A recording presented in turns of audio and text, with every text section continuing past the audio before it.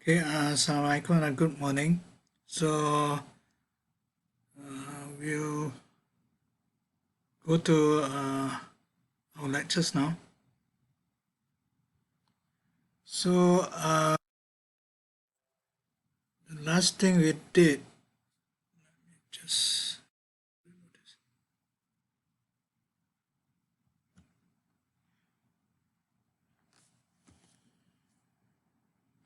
last thing we did was to look at calculus of variation or action principle for the case of fields. So before that, we actually look at vibrating strings. So strings are in fact are just one-dimensional fields.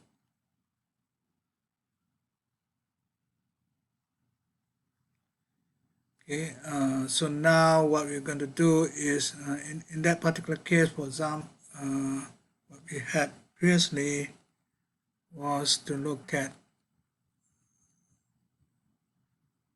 this vibration of a string in this case. So you'll see that the dependence is only on the one-dimensional variable x, and of course you have your time for your dynamics. But now what we're going to do is to proceed in the general case where instead of just one-dimensional variable x, we will replace this by three-dimensional r, and of course we still have time. And we have gone through this idea of representing it with multi-components. So this might go to components of vectors or tensors. Okay.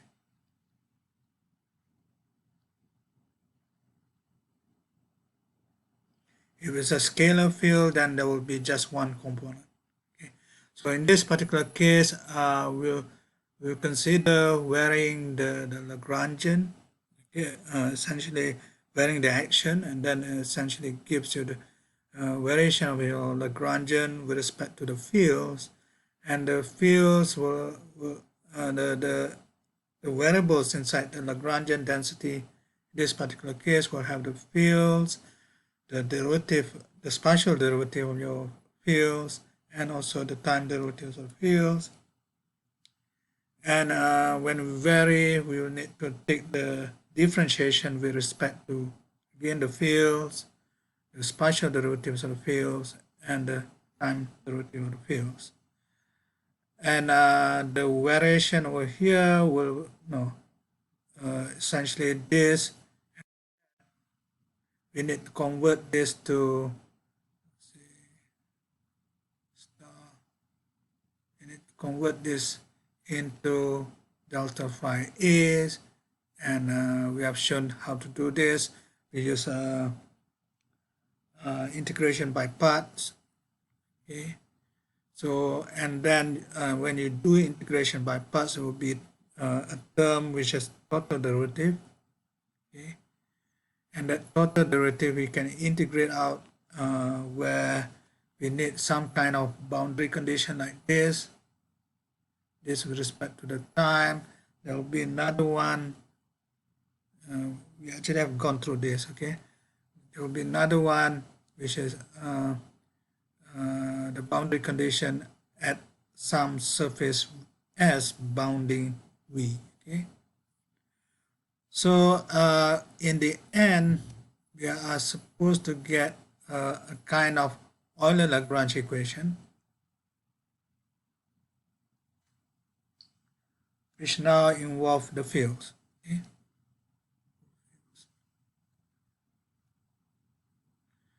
So what is this Euler-Lagrange equation? Is essentially this box. Okay, so essentially you have a partial derivative of your Lagrangian density with respect to the fields, and then the spatial derivative of the partial differentiation of your Lagrangian density with respect to the spatial derivative of your fields, and finally your uh, time derivative of your partial derivative of Lagrangian density with respect to time derivative of the fields. Okay, so these are just generalization of your Lagrange equations. So in order for you to find equation of motion for the fields, so this will need to be solved. Okay, this will give you the equation for fields.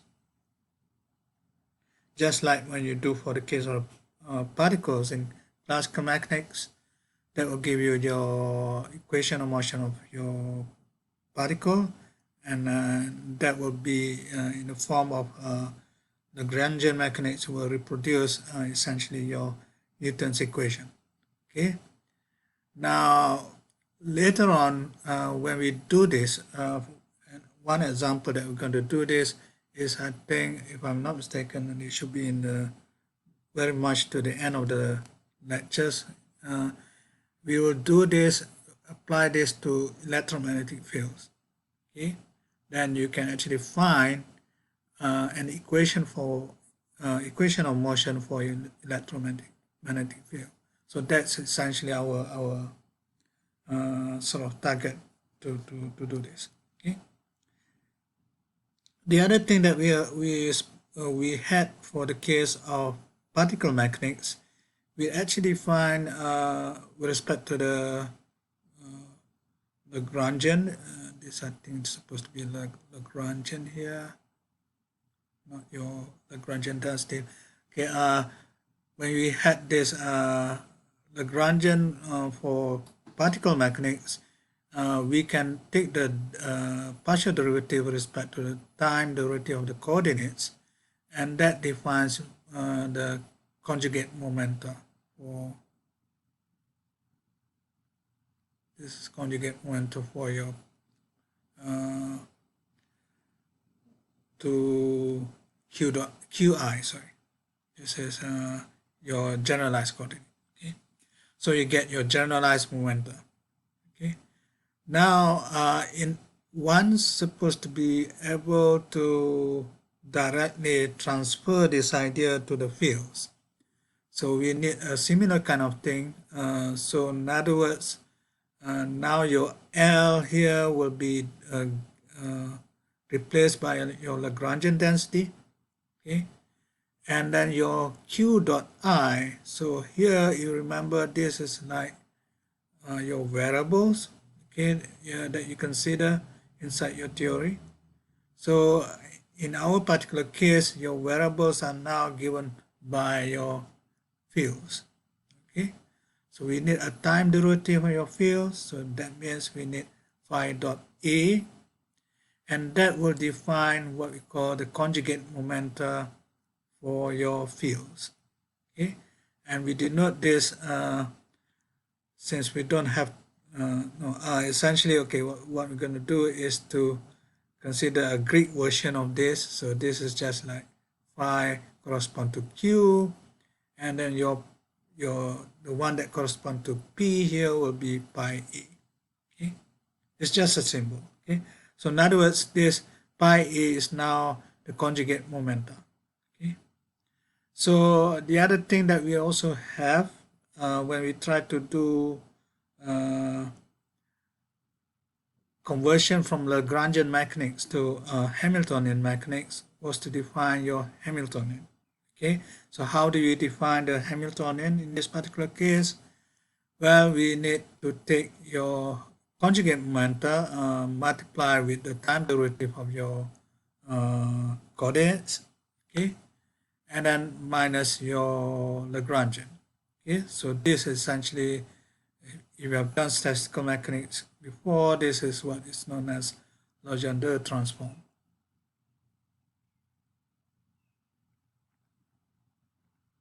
Okay, so in our case, again, there's a direct analogy to this, and remember, one has to, the action that we have is essentially integral with respect to t, and then we have integral with respect to all the coordinates.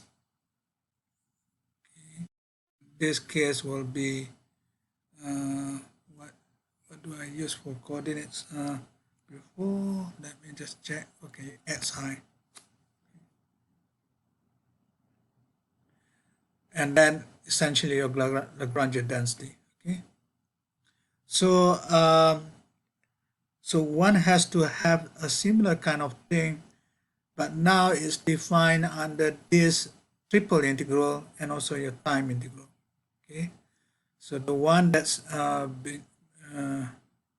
under the triple integral over here will be something that which is analog to this one. Okay, so this is your P here correspond to your conjugate momenta of your fields. Okay, and then your Q dot I is now replaced by your time derivative of your fields. Okay, and then your Lagrangian is now replaced by your Lagrangian density. Okay, and the resultant thing, if you put them together, so you put this as the whole thing as under one single integral,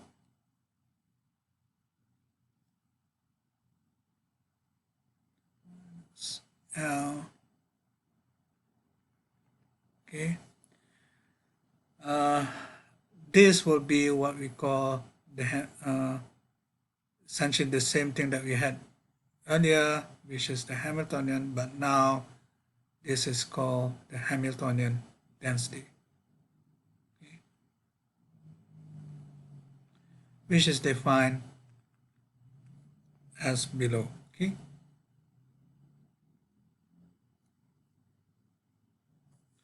so in other words, what we can do in the case of particle mechanics translates directly into what we can do in the case of the fields. Okay, so one of the problem with this, essentially, we had the integrals of your spatial variables, in this case your d3x, and then remember for the action we also have when we do the whole thing, we need to integrate over time as well. Okay, this is your action. Okay, so somehow time and space have been treated differently. So this is not so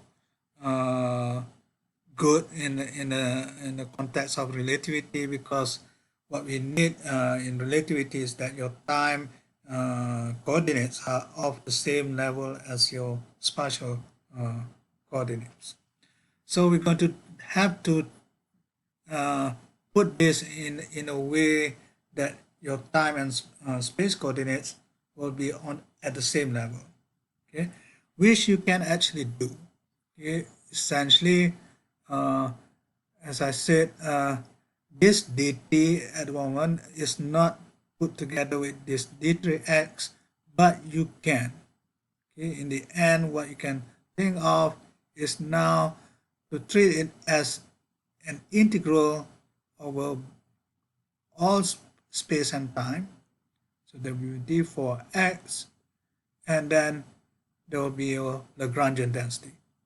Okay, so that's that would be the thing that we wanted to do. Okay, so essentially, this now becomes more friendly towards the description for relativity. Okay, but we have also to consider what's inside your Lagrangian density. Okay, so in this particular case, you have again your fields replacing your coordinates previously, and then you have your spatial derivative and then your time derivative. Again, over here we are making this separate, but there's no reason why we cannot combine this. So when we combine this will become a derivative of phi a with respect to all your space-time coordinates. So in this case, you can start to think of this as nabla phi a, or maybe I should write this in terms of your derivative here. Z. So I can write this as the x phi a, the y phi a, the z phi a, and the last thing will be c the t phi. Okay. So that would put this again, the thing that we have, this derivatives of the fields, will be put in a much more friendly version towards relativity. Okay. So, but we also have to remember when we do all these integrals, okay, we have sort of a boundary condition. So we need to examine really what would be the boundary condition for your integral for your action here. So this will now be a four-dimensional integral.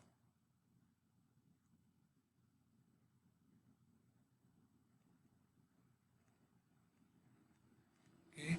So what would be the boundary of a four-dimensional integral?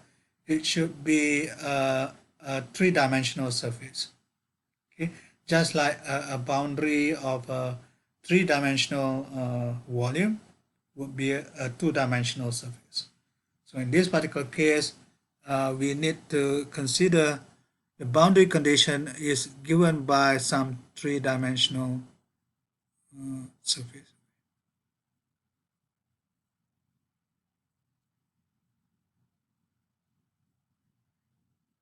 Okay, so and this three-dimensional surface will have some what I call four-dimensional vectorial description in such a way that the normal to this surface are considered as something that comes from some evolution. Okay, so this normal should be normal to this surface should be since we consider evolution in time, the normal to the surface should be time-like. Okay, that means your surface will be, because this is orthogonal to the time-like vector, your surface would be what we call a space-like surface. Okay, the space-like surface will have normal vectors, which is now time-like. Okay, so we'll have a boundary condition in such a way that there will be a initial surface. So this will be initial surface, and then we have your final 3D surface. Okay, so just here we sort of generalize the idea of surface to three-dimensional. Okay, sometimes it's called hypersurface. Okay? It has more than two dimensions.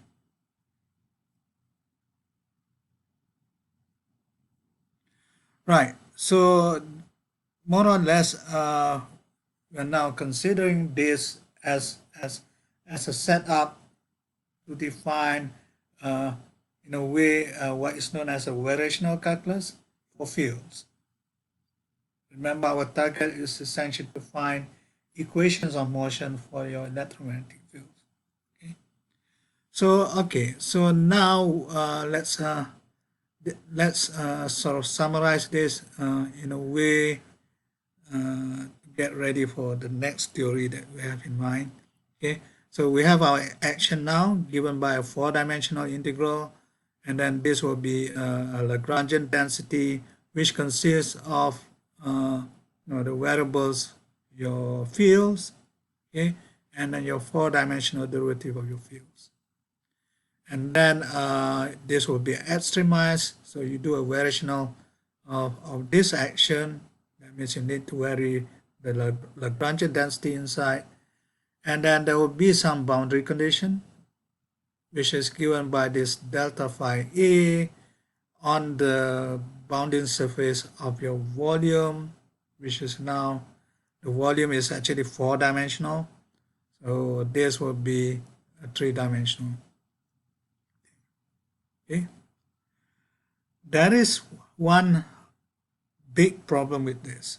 There is one big problem with this is the fact that if possible, we would like to have your integration to be independent of your coordinates. Okay. Why do we need this?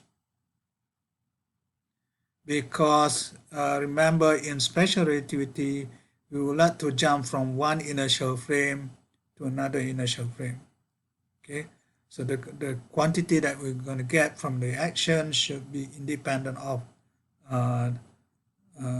the inertial frame. So in other words, this is effectively the requirement of the coordinatization of your reference frames. Tongue twister. In this case, your reference frames are, what we need is the inertial frames. So that's the thing that we wanted to discuss next. So let me prompt at this stage, are there any question towards this lecture?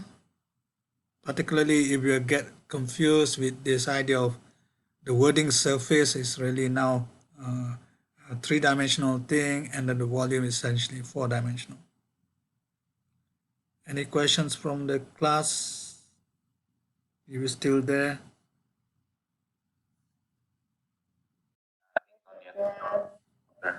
Okay.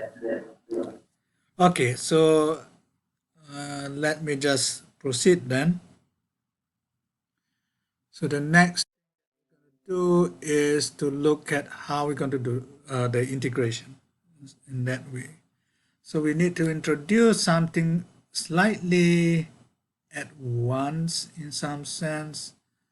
We need to consider the idea of differential forms. So this is really a kind of tensors, if you want.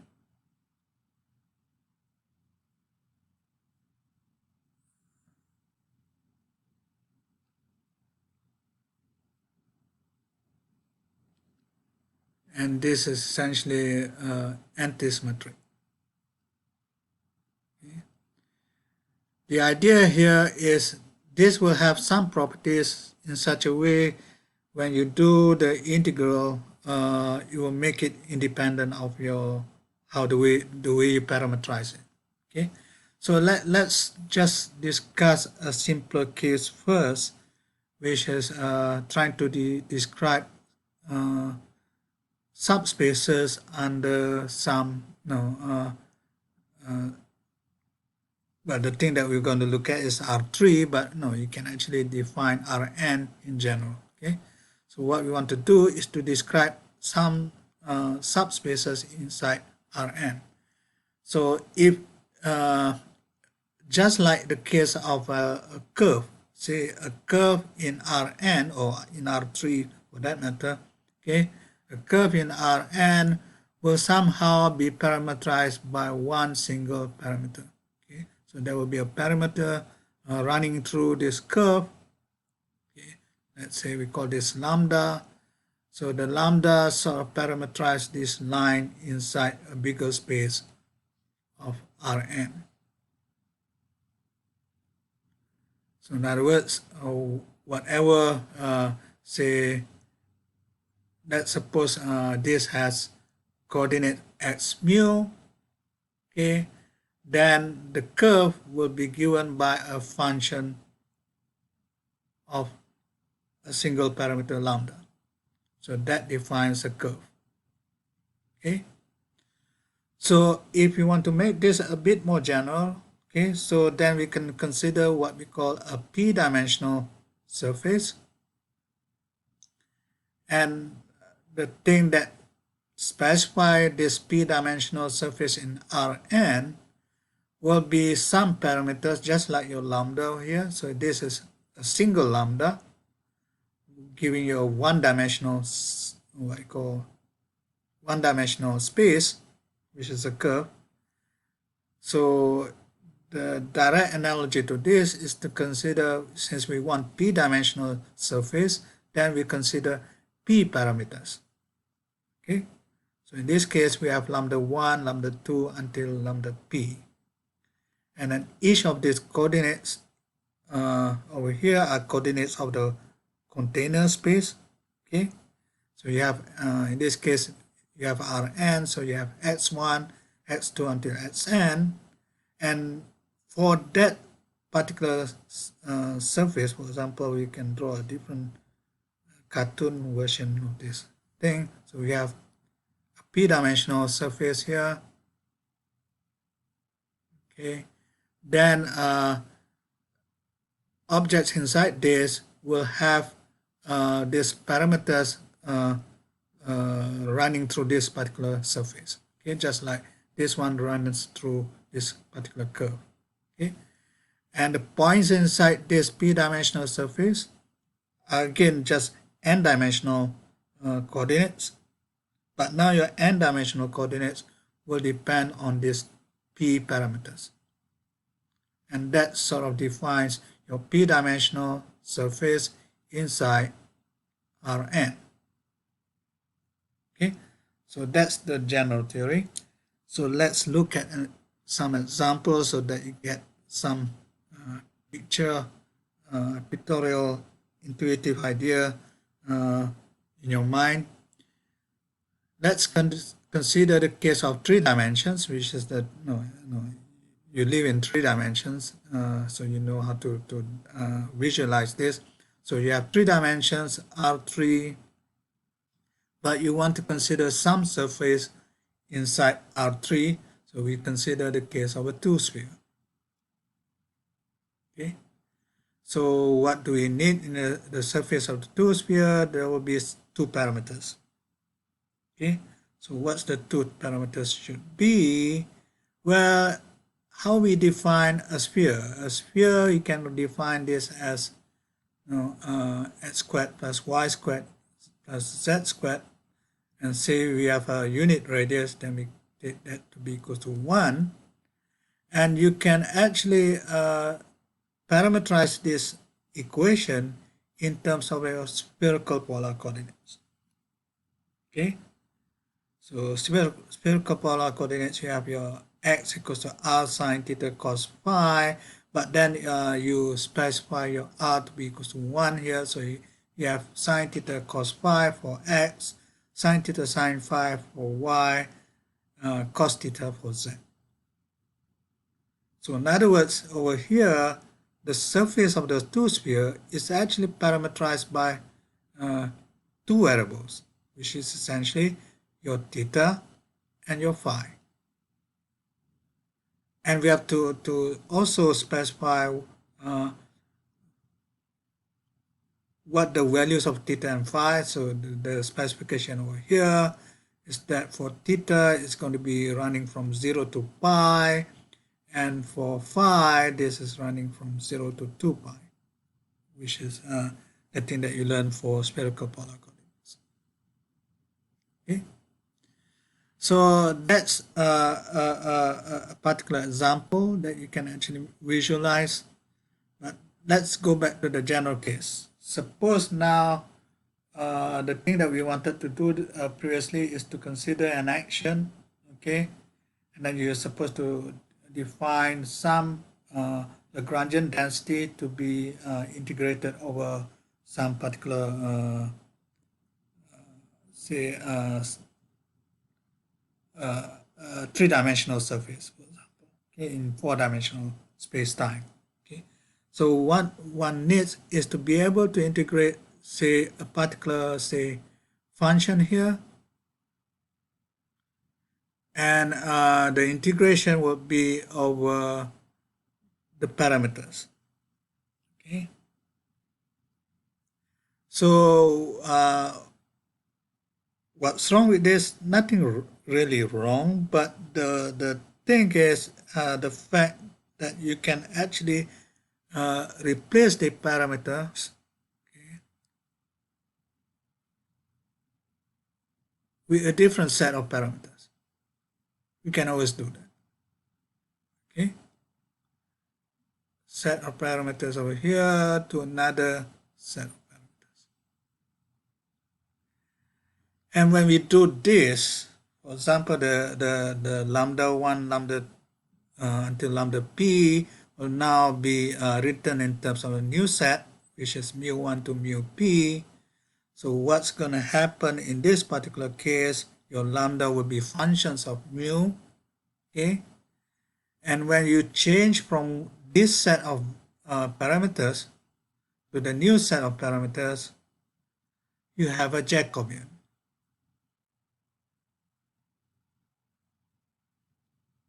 Okay? So in other words, when you re-express the whole thing, here is the previous function, okay, that we want, but the what you call the p-dimensional sort of what do you call this? Finding the word for this. And I have a technical name called measure here, but what I'm saying here, no, you're supposed to have all this differential here, okay? It's not going to be just the function, the original function times that, but it will be replaced by something extra, which is essentially your Jacobian. Already written it up there. So somehow the way you parameterize the p-dimensional surface over here is not parameterization invariant. Once you change parameter, then the integration that you want to do will also be changed. Okay, so we need something slightly different. Okay, so that when you change from one set of parameters to another set of parameters, this does not actually involve changing the whole function itself. Okay, so we need what we call something a bit more geometric in that sense. Right. So what do we do?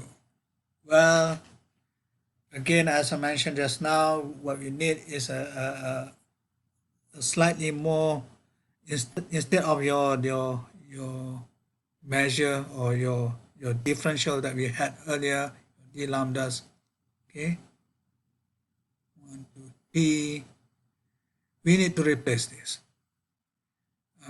This is not quite friendly because as you change it, then you get your Jacobian. So we need to make this geometric. Okay, and the answer is essentially to have a new structure called a differential R form, or if you want to relate this thing, then will be a differential P form. Okay, and what is that? That is essentially a totally antisymmetric tensor of rank R or rank P in this particular case. Okay, and this differential R form is really, I should also add, normally when we think of your coordinates, you think of coordinates as being contravariant vectors, okay, x mu. Okay. Then this would be essentially what we need over here will be a covariant tensor. Okay, so remember the covariant tensor will have indices at the bottom. Okay, so here then a differential R form, there will be R indices at the bottom.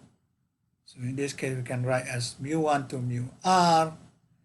And when you swap any of these indices down here, you acquire a minus sign.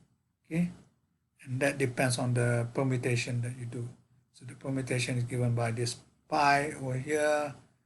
Okay, so you change from 1 to pi 1, 2 to pi 2. No, this will be just permutation of your 1 to 1 until r. Okay.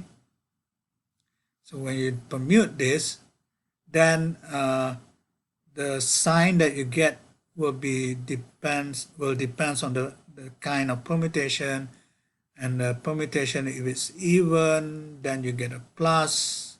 Okay, if it's odd, then you get a minus. So we have seen this thing before. Okay. So let me tell you what this R form is in general. Okay, the zero form, you start from 0. The zero form are just essentially scalar functions. So that's no problem. Scalar doesn't change under change of variables, or in this case, change of parameters. Okay. One forms, however, okay, are essentially vector fields, but covariant vector fields. Two forms, okay, so there will be two indices. It will be a covariant tensor of rank 2, okay, but remember we need the totally antisymmetric thing, so we need a skew symmetric tensor. That means when you do, so you have two indices for this two form, okay, so when you swap between these two indices, okay, then you get a minus sign. You can generalize this to three forms, and then your four forms. Okay, your four forms for the case of your four-dimensional space-time will be a tensor that is proportional to what we have defined as alternating tensor before. Okay, so in say in Rn, an n form will be an epsilon tensor with n indices at the bottom, and it will be proportional to that. Okay, so okay, and in this general case, you always have antisymmetry. So if you have what you call two of the indices to be equal, say let's say to make it specific, you take any of these indices and then you set equals to 1, okay, because you have the numbering goes from 1 to the dimension of the surface. So in this particular case, you set this one of the indices over here to set to be equals to 1, and another one to be set to be the same number 1. What happens when you swap this thing, you get a minus sign. Okay, so you get swap from this one to this one. Okay, so you get back this one over here as part of the in this set of indices over here, but now you acquire a minus sign. But this thing, okay, is just equal to that. Okay, so in other words, you can bring this on to the other side, so you get a factor of 2, but when you bring this on the other side, you get a 0. So you get 2 omega with this say r indices over here to be equal to 0. In other words, your omega itself will be equal to 0. Okay, so in other words, if you have one of the special thing about this totally antisymmetric what you call tensor, or in this case the R form, is that you cannot have two indices to be the same, because that will give you a 0. Okay. Now, having said that, let's suppose you have an Rn over here, okay, as your container space, or in the case of space-time, it will R4. Can you have a phi form? Okay, let's make this more specific. Let's say you have your Minkowski space-time to be R4. So can you define a phi form? what's a phi form? Well, you can say that, okay, I will have your omega with phi indices, okay, mu1, mu2, mu3, mu4, and mu5. I'm trying to squeeze mu5. But then you know that each of these indices, okay, each of these indices will run only between 1, 2, 3, and 4. So in other words, since we have 5 indices over here, one of them will be repeating, okay, because the values can only be between 1 to 4. But you have 5 to consider, okay? So that means one of the index will have to be the same as another index.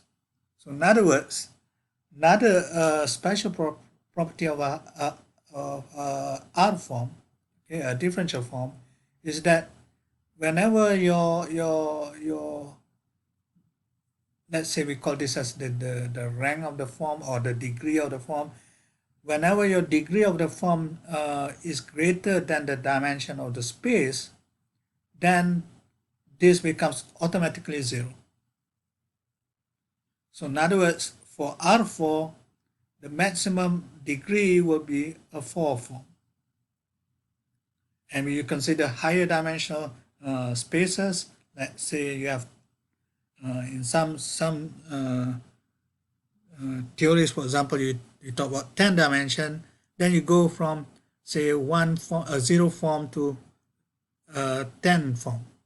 But if you go 11 form, then it will be automatically 0. So in other words, it has this automatic property that you only can have forms up to the rank or the degree of the form to be equal to the dimension of the space.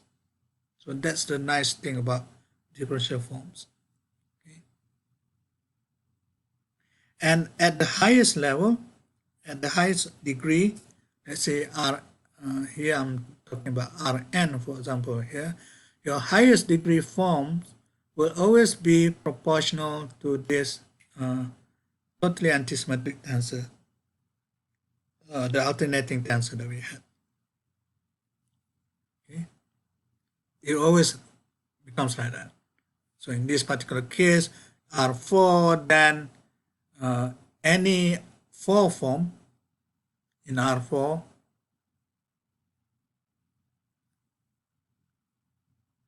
will be proportional to what? Will be proportional to mu1, epsilon mu1, mu2, mu3, mu4. Okay, 5 forms, there will be no 5 forms in R4. You get 0 automatically. Okay, so the next thing to do is, okay, can you always have this antisymmetric version of no, to get this R form? Well, you can always pick out any tensor that you know. Okay, for example, tensor of rank R. Okay, and then you do antisymmetrization, which we have done earlier. Okay, so what do? You just permute all possible different indices over here with a set of all permutation of that R indices. Okay, and then you multiply that, okay, by a factor which depends on whether it's odd or even permutation. Okay, so you do this and then you sum over all different permutations, and then you divide it by the factor of 1 over R factorial for normalization. So this is to normalize it, because when you get this sum, you get sort of many copies of the what you call the tensor. Okay, so this becomes normalization. So once you do that, that essentially gives you a totally antisymmetric tensor, and that can be adopted as your R form. Okay, so let's look at some cases that we have seen before. In the case of a one form, there's no need for any anti-symmetrization because no, you can't. There's only one indices at the bottom, so that becomes no. Your covariant vector is already a one form himself. Okay, so here you can actually say your covariant vector is a one form. So let's consider the case of a covariant two form, as a covariant two tensor. Well, in that particular case, in order to make sure that it's a two form, you need to do anti-symmetrization. Okay, so here you have a particular ordering here, mu nu, then you need to anti-symmetrize that, okay, to all possible orders. Then you have the other order will be just nu mu. So compared to this, then this has a negative sign. So it's an odd permutation. Okay. And then for three indices, and it becomes a bit more complicated. Okay. So you can, I think you have done this kind of exercise before. And there you need to divide by, okay, earlier you need to divide by half, okay, 1 over 2 factorial. Over here, then you need to have 1 over 3 factorial, which is actually 1 over 6. Okay.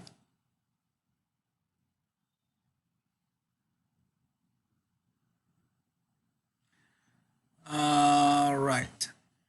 So now what do we do? So let's apply this idea to the integral that we had earlier. So we want to integrate over some surface p-dimensional. So what we need in that particular case, we need a p form. Okay. So your p form will have p indices over here. So here your S is now p-dimensional. Okay, and then the right object that you need is a p form. So this is a p form. So that means it has p indices. So you have say alpha 1 to alpha p. And then what do you have? Essentially, these are now indices of your container space. Okay. But your p-dimensional surface are parameterized by your lambdas. Okay. So lambda 1 to lambda 3.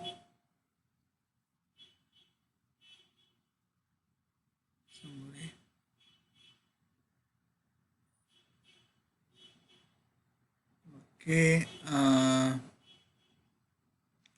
So your parameters for your p-dimensional surface are given by your lambdas. So we need to do a kind of chain rule. This is like your Jacobian earlier. But now we incorporate this together with your p form. Okay. So you have this differential. These are now coming from your indices of your container surface. Okay. These are just your p-dimensional, your p parameterization of your surface, and then you integrate over your parameters. Okay. Now the claim is now this will now be independent of your axis. Why? Because if you change your axis to say x1 dash to xn dash, to a new set of coordinates, what will happen? Well, this thing will transform, okay, so into the dash indices, okay, but you also transform this into the dash indices, and you can check that when you do that, okay, this will have to transform as a tensor, okay.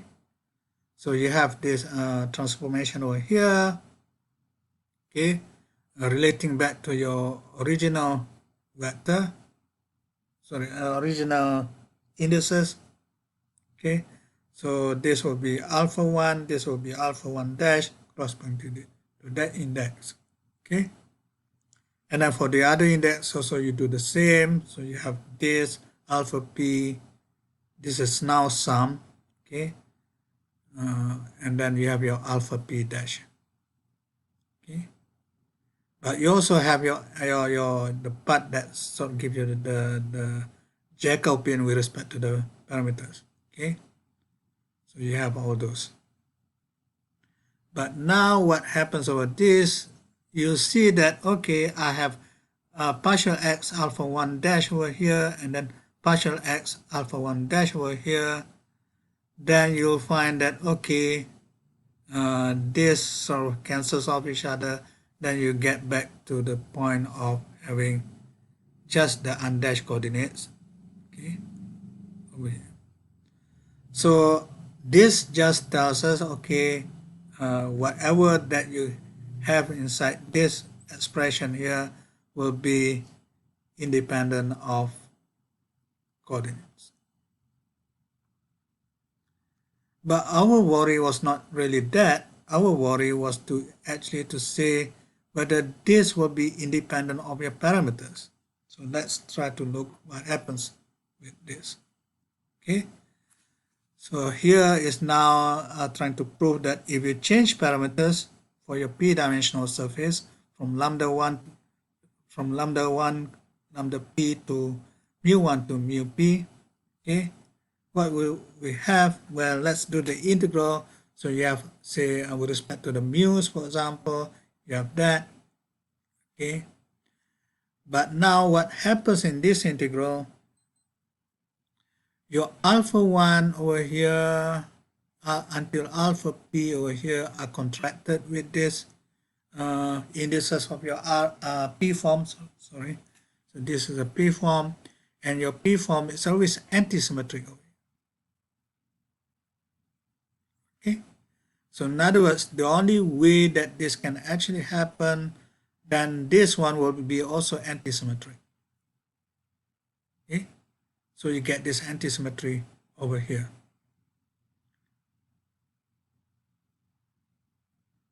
If you have a symmetric part of that, when it contracts with this antisymmetric indices over here, then you get 0.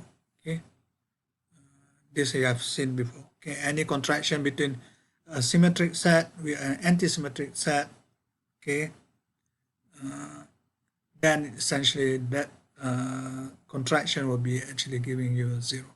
Okay, so what happens over here is that, okay, if now I plug in reparameterize this with lambda back again, so I will have again essentially your chain rule to show the change of parameters. Okay, so I get this dx alpha 1 to dx alpha p over this d lambda I1, okay, because now you can actually change this to any permutation here. So I1 to IP, but that will also have that as a chain rule here. This is just a chain rule, and then this multiplies your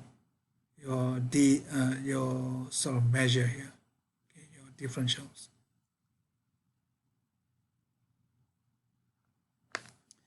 So what's going to happen is the following. Okay, when you do this, remember that this is antisymmetric.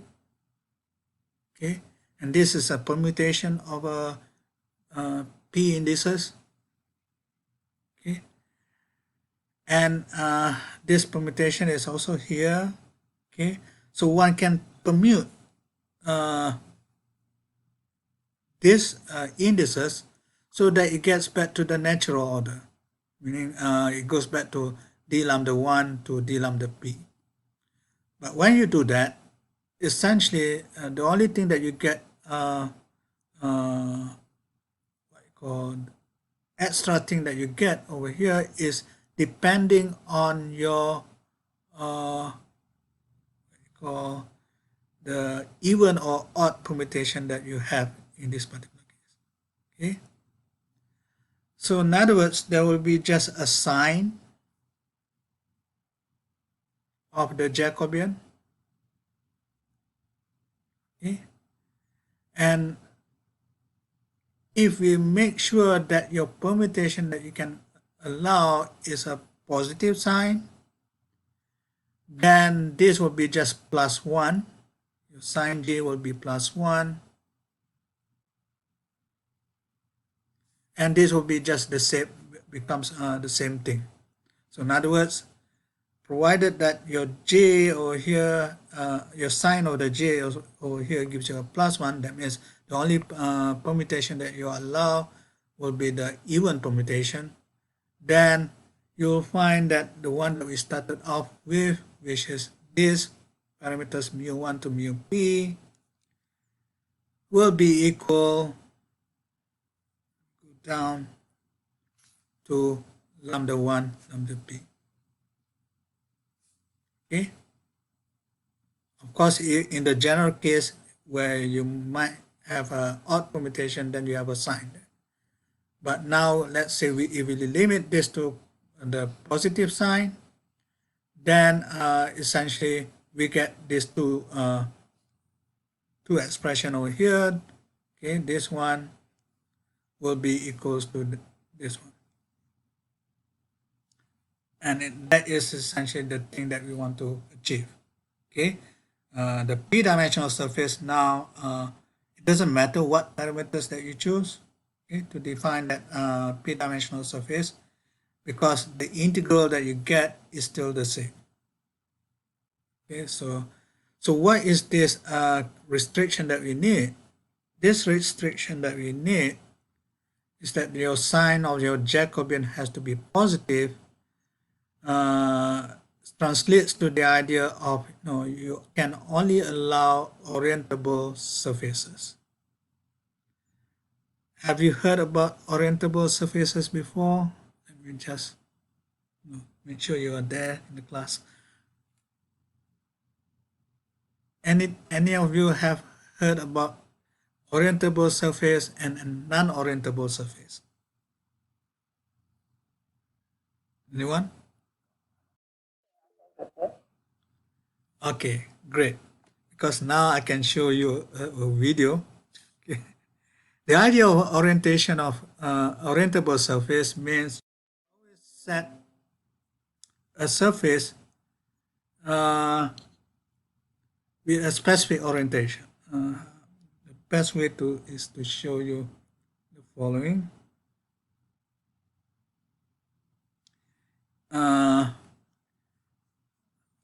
Let me just show you here the example that of a non-orientable surface is a Mobius strip. So there are two versions of this. So I can do this kind of surface. This will be a cylinder. So a cylinder is, you can always set, say, your axis of your coordinates. Okay. And then you go around. Okay. So when you go around on the other side, it becomes like that. Okay. And then comes over here, you get that. Okay. So when you go around, your orientation of your axis stays the same. But if you have seen a Mobius strip before, has anyone heard about Mobius strip? Anyone? Okay. So if you have not seen a Mobius strip, I'm going to show you a video. So in other words, if anyone wants to have a break, you can have a break now. So I'm going to show a video.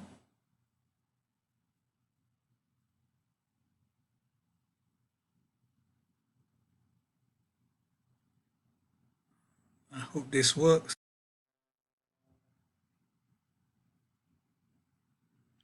I'm just pinching somebody's YouTube video here. I don't want this advertisement. Let's skip. Okay. So let's look at this video. This is about a Mobius strip. So what does one do is to, for a cylinder, you sort of join end to end, but here you sort of make a twist. Okay? And what you get is essentially a Mobius strip. Okay? And a Mobius strip has only one side and only one what I call boundary.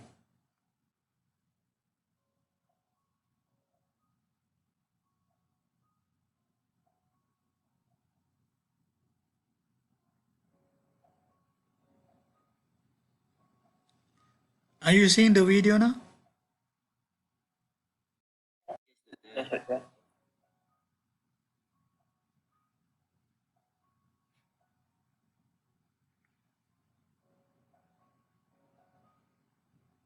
So this is a cylinder.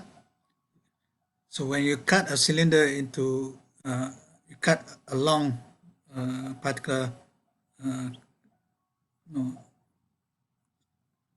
bisection over here, you get two cylinders. But you do the same for Mobius strip, you get something else.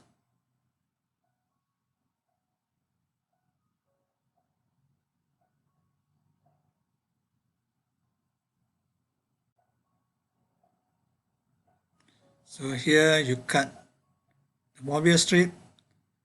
Remember the earlier one we had, we cut into halves, a cylinder, you get two cylinders. Okay, you get disjointed thing.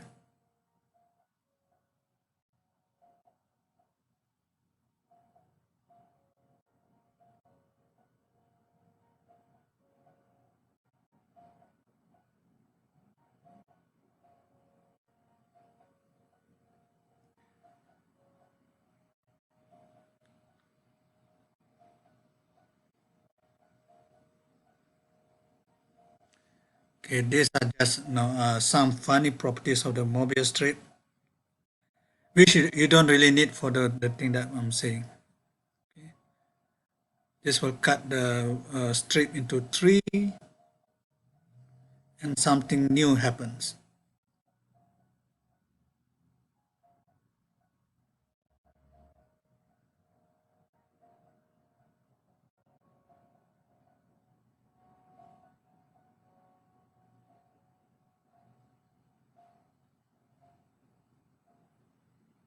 I think we can stop. Okay, I'll stop the video now.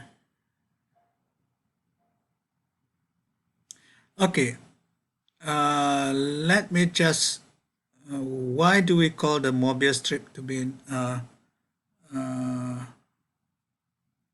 so okay, remember what we did was to take a strip of paper here. If you identify this, oops, what did I do? Let me clear that.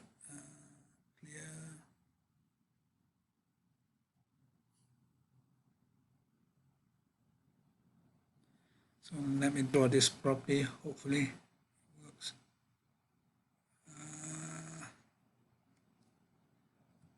Not very good at drawing.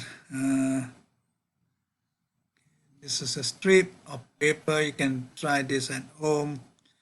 So, okay, and now I understand. They snap into a particular rectangle. So here you can identify this surface, and what you get essentially a cylinder.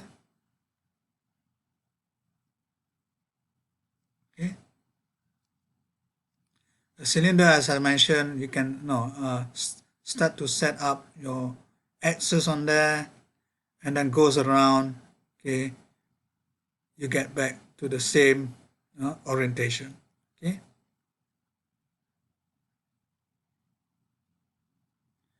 But if you start, so this is identifying that with that. Okay. So you just sort of fix together. But I can do a different thing.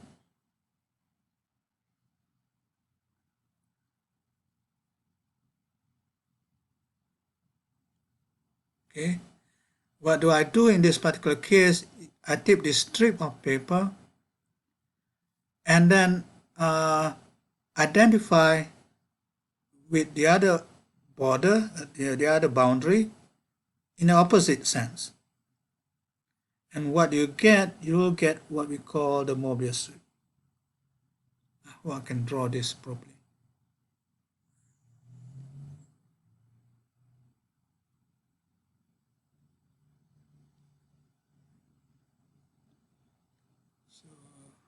So in this particular case, there will be a twist somewhere. And if you start putting axes in a particular orientation, okay, and then you go around it. So here it will be like this.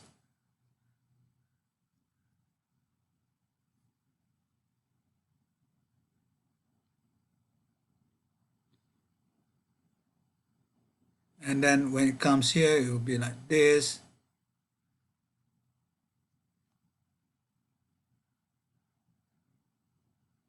But then there's a twist. There's a twist. Let me go this one. Okay, there will be a when it sort of go past the twist, this gets inverted. And then when you compare with the original orientation, it gets a different orientation. So that's why in this particular case, this is why we call it to be a non-orientable surface. Okay, so you can do this, and then you can do all these experiments. You cut it into a half. You can do it at home, and you'll be amazed. Why didn't this kind of thing was not really taught in schools, but this is actually a good thing to play around with. And then you find that, okay, you have these amazing properties of two different surfaces that you get as shown in the video. Okay, maybe I should take a break. What do you think? Okay, let's take a break of a few minutes.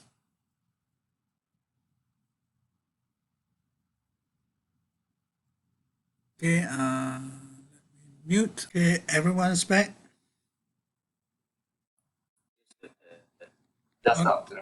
Okay, before we go back to the notes, let me go back to this idea. Have you watched? Okay, maybe I. Okay, let's just be.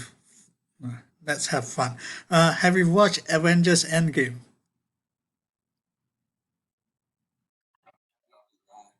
Okay, you probably have seen this Mobius strip inside Avengers Endgame. The idea is the following. This is with respect to time travel. Okay. Again, this is not part of the course. Okay. The idea is to do time travel to the past, but in order to avoid paradoxes. Okay. In order to avoid paradoxes, you have to travel to the past at least twice to make sure that all the paradox goes away. Like, you go back to the usual paradox that people talk is the grandfather paradox. So you go back to the past, and then this is a very bad example, and then you kill your grandfather. So what's going to happen? Okay, so that was the idea of in order to make sure you can do time travel properly, then you need to return to the past at least twice, and that's what was happening in actually this is a theorem inside. I think it was I can't remember who actually proved that particular theorem. That sort of talks about time travel in physics. So that you need to do this sort of reconciliation of this grandfather, resolution of this grandfather paradox. Okay, So you need that idea of going back to the past at least twice. Okay. So that has also what you call that has also some physical ideas involved. So let me just continue with this orientation here. So when you do this, this becomes that way.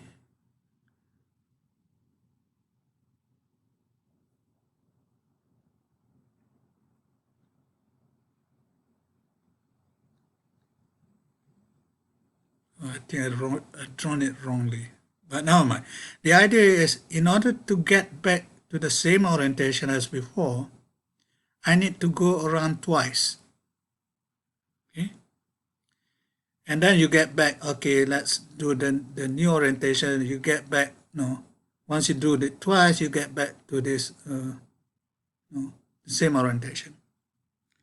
So this is also exhibited in a particular physical quantity called spinors.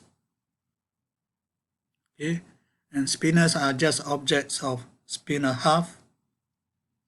If you have done quantum mechanics at a slightly more advanced level, you know that spin half objects, when you rotate it 360 degrees, or pi, 2 pi rotation, okay, your spin half object acquires a minus sign. Okay, so you get a minus sign. So in order to get rid of that minus sign, you'd have to do a 4 pi rotation. Okay, so these are not really totally science fiction in that sense, because you have those kind of objects available in nature.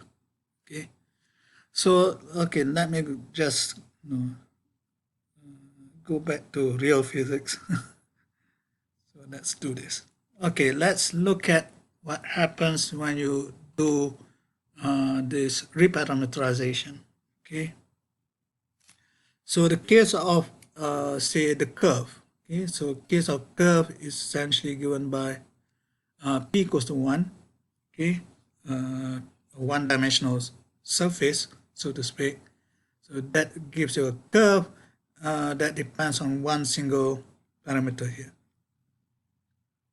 Okay, and if you plug into the formula that we have seen before, this formula, okay, we need to integrate that with the derivative over here. Okay, and what's going to happen, the right type of integration would actually give you this if you think of thinking of your d lambda sort of cancels out with this d lambda, you get what is known as your line integral. Okay, you probably have seen this in the form of the following: f dot dr. Okay, and this will be the right quantity to integrate. Okay, one of the things that you probably need is you have some conditions over here, then then you get all the nice physics properties. Okay, but we're not going to go into that. Okay, but the idea is, okay, you have this quantity to be well defined. Okay, let's go to a higher dimensional case p equals to 2. Then your surface is a two-dimensional surface, like your unit sphere, for example. Then your omega is a 2 form. Okay, then you have this antisymmetry property. So with this antisymmetric property, what one can do is that, okay, I can introduce this notation where omega, remember that for antisymmetric conditions to hold, and to make sure that it's non-vanished, this ij has to be of different values. Okay, so here the only possibility is going to be omega 1 2, omega 2 3, and omega 3 1. That looks nice, because what happens in this case, you have three non-vanishing components, and you can identify this with the three components of a vector, for example. So if I choose in such a way, I have to have the right property though. Omega 2 3 to be equals to omega 1, omega 3 1 equals to omega 2, and omega 1 2 equals to omega 3. Then this omega 1, omega 2, omega 3 looks like components of a vector. Okay. The way to do it in more general case is like this. You have omega k equals to half epsilon kij omega ij. Okay. So let's with this in mind, let's do this integral for the surface. Okay, so in this particular case, you have your remember that you need omega ij, and then your dxi, dxj, d lambda 1, d lambda 2, right? But what's your lambda 1, lambda 2? Sorry, lambda 1, lambda 2 over here is like your theta and phi. Excuse me. So now you have to contract your I and j. Okay, your I and j runs from 1 to 2 now, because it's on the surface, two-dimensional surface. So I have a 1 2 1 2, and then the other possibility is to have 2 1 2 1. Okay, so that's okay, actually that's the antisymmetric case. That gives you this, and then the antisymmetrized version is that. Okay, and the other possibility is to have remember that this should run also from that's let me just mention this before. It's a two-dimensional surface in R3. Sorry, in R3. Okay. So you have to consider your other possibilities of having different index over here. So you can have 2 3 2 3 again, and then you swap the indices. Okay, then you swap these parameters over here, and then the other case will be omega 3 1. So you exhaust all possibilities of these indices of your omega. Okay, but then as I said, I can now identify this with omega 3, omega 1, and omega 2 here, and replace all this over here. So I get that. And if you look at this, okay, this looks like something that we have seen before. Remember, you need to do all the differentiation with respect to theta and phi. Remember, your x is your x1 is just your x, and x is what sine theta cos phi. Okay, x2 is y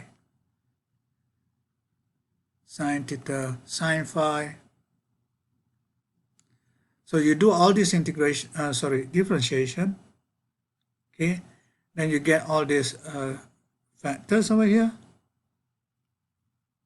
Okay, and you can see that, okay, in this particular case, I have a sine theta to be common factor, so I can bring out the sine theta. But what's left over here, if I bring out the sine theta, I will only have cos theta here, and then sine theta sine phi here, sine theta cos phi here.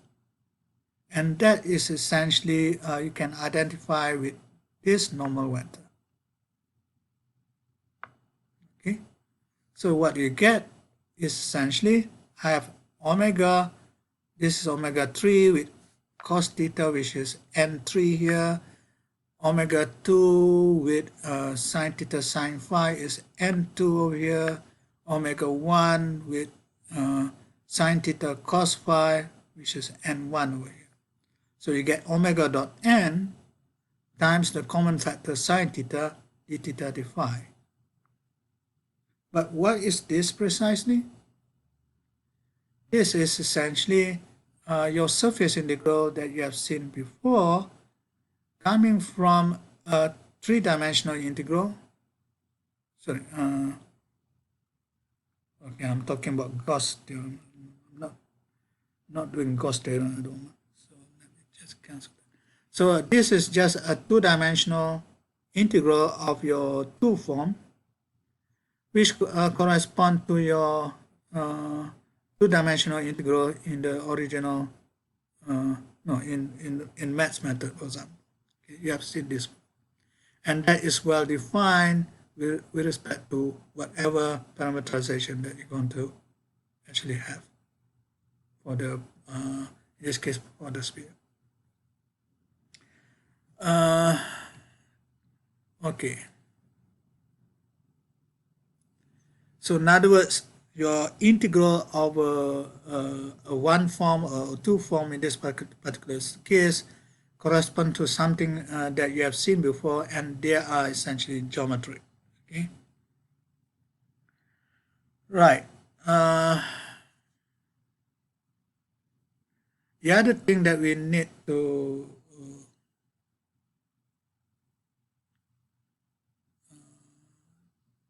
just see how far do we need to go.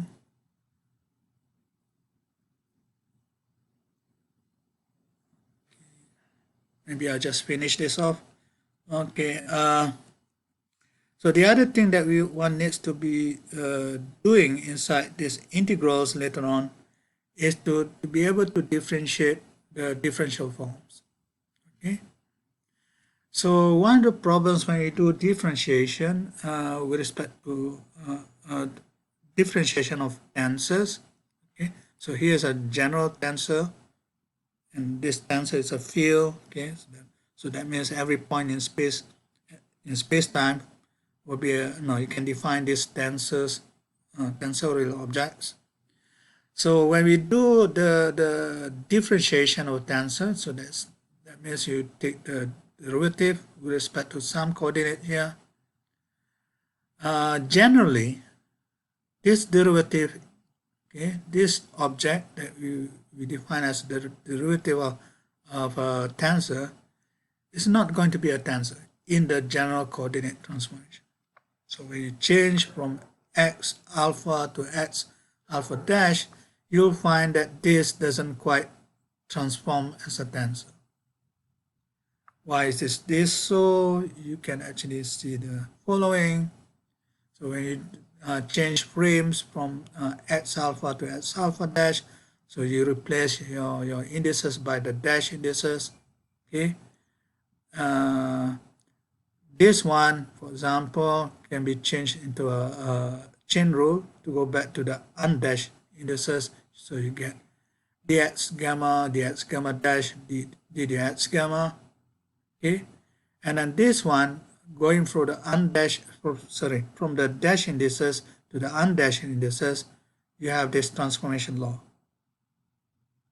But now what happens is that you have this derivative in front. Okay, so the derivative in front will act on that, okay, on this tensor components, as well as this partial derivatives away.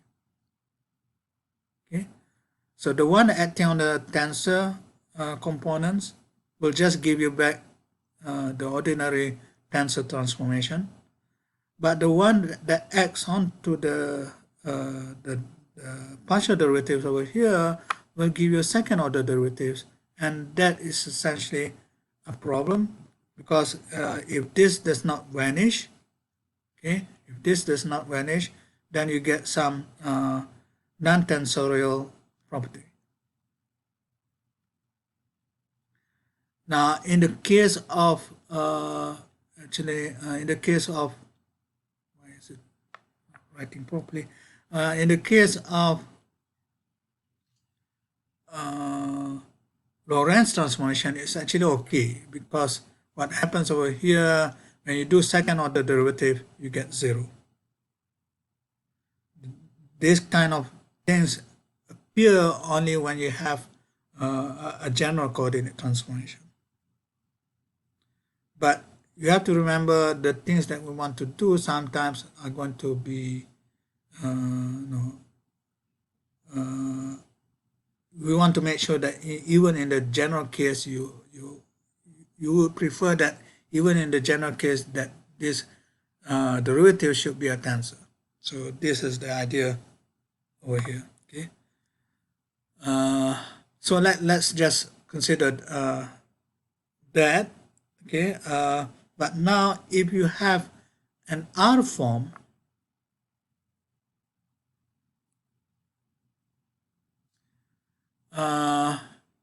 what happens when you have an R form, if you take the derivative,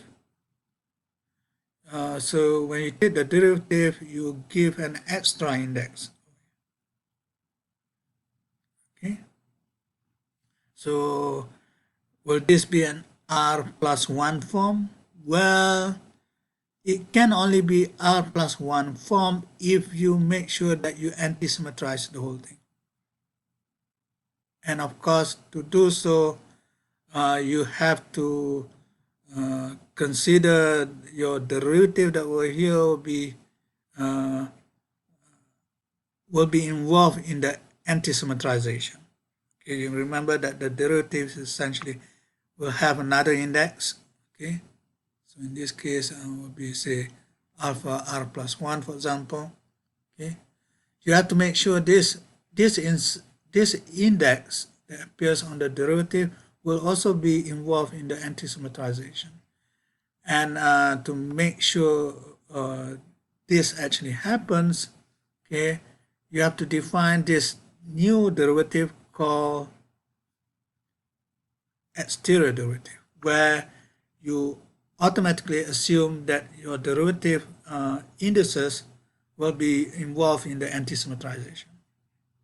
And if you do that, then that d omega will be an R plus 1 form. Okay, which is a tensor. Okay, so what happens when you sort of do this? For the case of an R form, you take the derivative, you get an R plus 1 form. The difficulty with respect to the second order derivatives, the non-tensorial problem that we had earlier, okay, vanishes. Okay, the thing that we had here. Okay, why? Because it's going to be contracted with your indices on your tensor.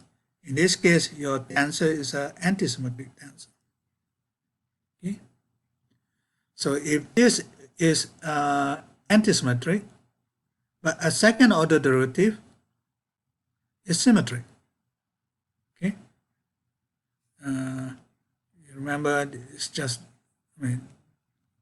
these two are the same, for example. Okay. So this is symmetric. So in other words, a symmetric part contracting with antisymmetric part will vanish. So in other words, all the non-tensorial property will not be there in the case of a R form. So that's the other good thing about this R forms. Okay. So here are some examples that you can actually go through. I'm not going to go through each and one of them. Okay. The other nice property is the following. If you take two exterior derivatives, okay, so here's the first one, the first exterior derivative of your R form. you get an r plus 1 form. You take the second case, then second exterior derivative, that will always give you a 0. So I'm not going to prove this, but you can actually try to see how the argument goes. So in other words, d squared will be equal to 0. So that gives you a lot of nice properties that comes along with what we call differential forms. Okay, right. So in order to have this property of d squared equals 0, always, one would, okay, this is a bit advanced kind of maths, but any R form can always be written in terms of R minus 1 form. So if this is R form, you can always write your R form as the exterior derivative. So this is exterior derivative.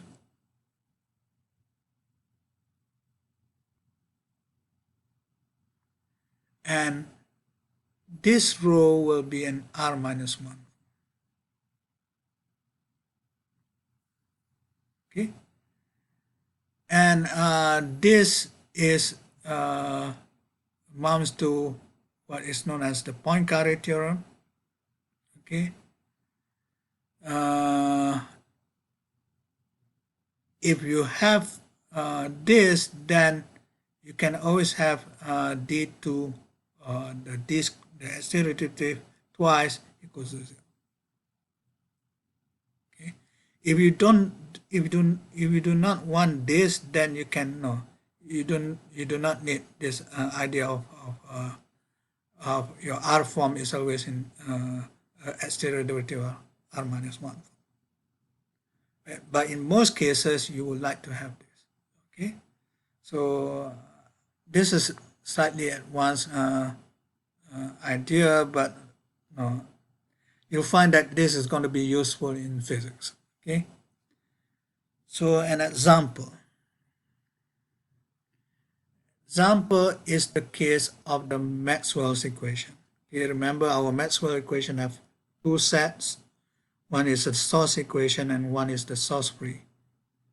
The source-free equations are always written in terms of this derivative. This is really, if you think, okay, you remember first of all, F mu nu is an antisymmetric two tensor.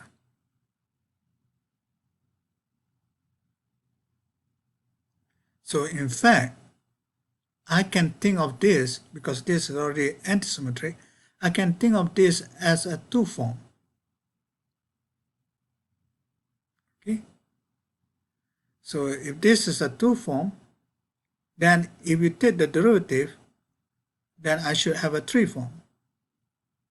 But the fact that F is actually written in terms of this, okay, so your F is a two form, and it can actually be written in terms of an exterior derivative of your gauge potential.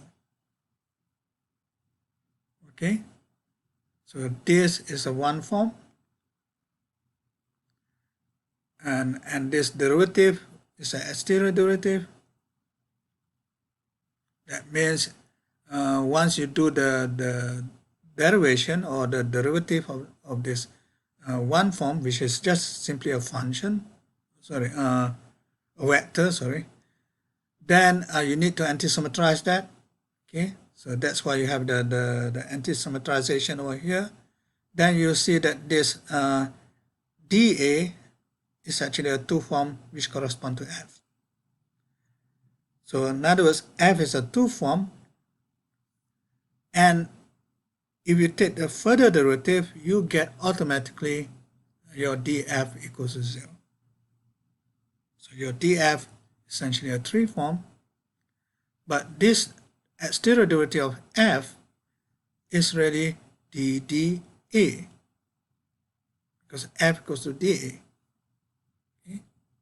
So in other words, you have this d squared again, the exterior derivative twice, and that automatically gives you this 0 thing. So this is another example where you have this nice property with respect to this differential form. So your source-free equations are really coming from this idea of an exterior derivative acting on your 2 form, but your 2 form is actually already in terms of an exterior derivative over 1 form. Okay, you can do this also for the case of the dual tensor, but in order for this to work, then you need to make sure there's no source. Then this actually is true. Then essentially you have your f, your dual f,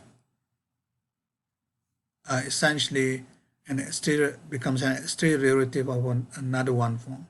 Okay, but in general this is not really true. Okay, so I think that should finish this particular lecture. The next lecture will be slightly more involved. Our lectures go from lecture 18 until lecture 20. Do you want to continue to lecture 18?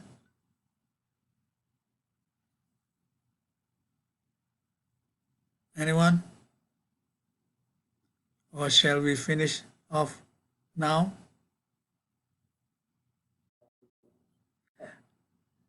Sure, doctor. Okay. I haven't uploaded 17, 18, and until 20. Okay.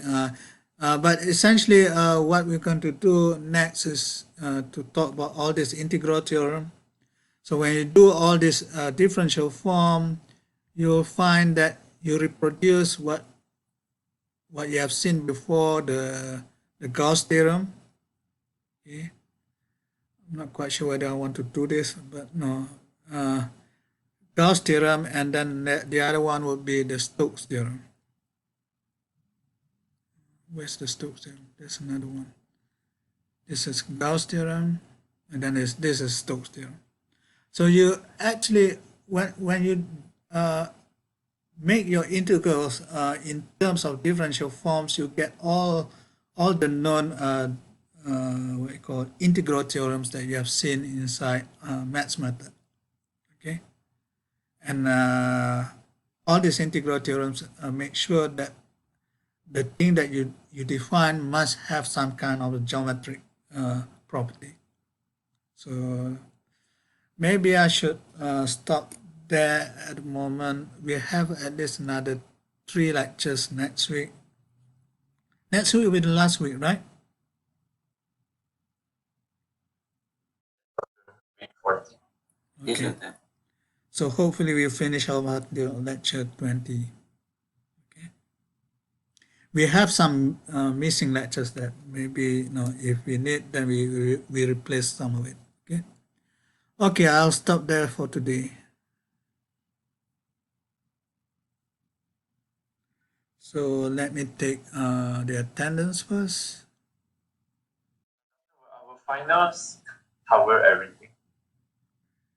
Yes, that's the requirement made for us, because your final exam is to be a comprehensive exam. Okay, but of course, maybe the earlier chapters has been tested, so there will be less of the earlier lectures has been tested before, so probably more questions coming from the ones that has not been tested yet. Okay, so let me take the attendance now.